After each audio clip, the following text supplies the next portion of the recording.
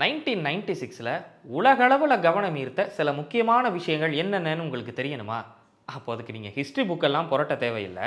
இந்த ஒரு பாட்டை கேளுங்க, அது போதும். 1996ல் ஏஆர் ரஹ்மான் மியூசிக்கில் ரிலீஸ் ஆன படம் தான் மிஸ்டர் ரோமியோ. அந்த படத்தில் கிட்டத்தட்ட ஆல்பமே ஹிட்டாக இருந்தாலும் கூட அதில் இந்த ஒரு பாட்டு ரொம்பவே அண்டர் ரேட்டட்னு சொல்லலாம். அந்த பாட்டு தான்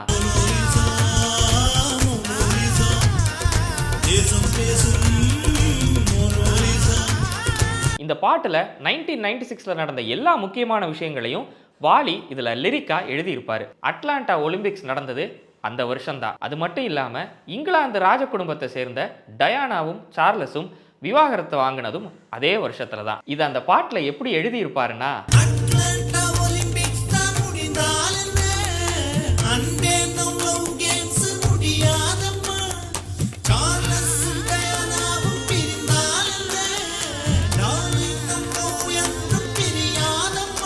அது மட்டும் இல்லாமல் கிட்டத்தட்ட அந்த மிட் 90ஸ்ல தான் ஹார்லிக்ஸ், காம்ப்ளான் இந்த மாதிரியான ப்ராடக்ட்ஸ் எல்லாமே அட்வர்டைசிங் மூலமாக ரொம்ப பிரபலமாச்சு. அதையும் இந்த பாட்டில் எழுதியிருப்பார் கவிஞர் வாலி.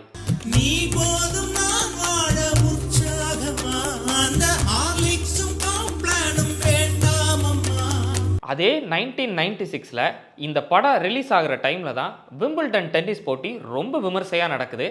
அதையும் கவிஞர் வாலி விட்டு வைக்கலையே, அதையும் எழுதுறாரு இந்த பாட்டில்.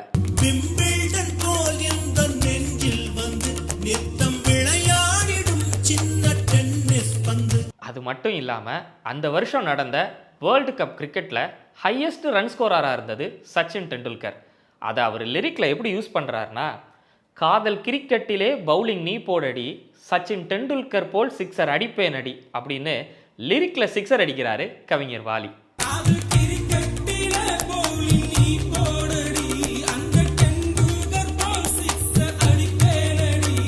இது மட்டும் இல்லாமல் மியூசிக்காகவே ஏஆர் ரஹ்மான் இதில் பயங்கரமான புது புது விஷயங்களெல்லாம் ட்ரை பண்ணியிருப்பார். இதெல்லாம் நான் சொன்னால் புரியாது, நீங்கள் இந்த பாட்டை கேட்டு பாருங்கள், உங்களுக்கே புரியும். இதுக்கு முன்னாடி இந்த பாட்டை நீங்கள் கேட்டிருந்தீங்கன்னா இது எந்த அளவுக்கு உங்களுக்கு ஸ்பெஷல் அப்படின்றத கமெண்ட்டில் சொல்லுங்கள். இதை கேட்காத உங்கள் ஃப்ரெண்ட்ஸ் இதை கேட்கணும்னு நினச்சிங்கன்னா அவங்களுக்கு இந்த வீடியோவை ஷேர் பண்ணுங்கள்.